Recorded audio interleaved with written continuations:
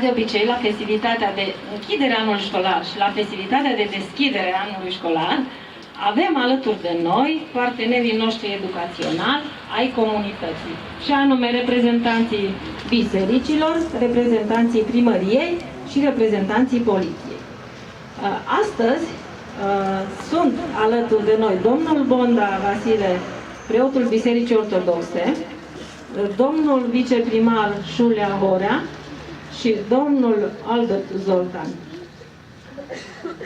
Așteptăm încă să vină cineva de la Poliția Florești și probabil că domnul preot Banțo de la Biserica Reformată. Mă bucur să fim astăzi împreună și începem, ca de obicei, cu un cuvânt de suflet din partea domnului Părinte Bonda.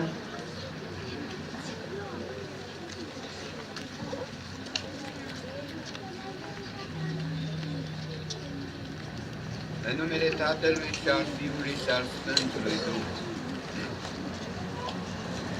Tatăl nostru care ești în ceruri, sfințească-se numele Tău, fie împărăția Ta, fie voia Ta, precum în cer, așa și pe pământ. Pâinea noastră cea de toate zilele de nouă astăzi, și ne iartă nouă păcatele noastre, precum și noi iertăm greșelilor noastre. Și-aș dori, ca să spun, poate paradoxal, dar aș dori ca tot să fie premiat. Știți că dumneavoastră sunteți cei care, prin competență profesională, aruncați sămânța cea bună în sufletele și în inima și în mintea lor, ca să poată să concentreze gândirea, alegându-și încă de pe acum o dorință ce profesie să urmeze.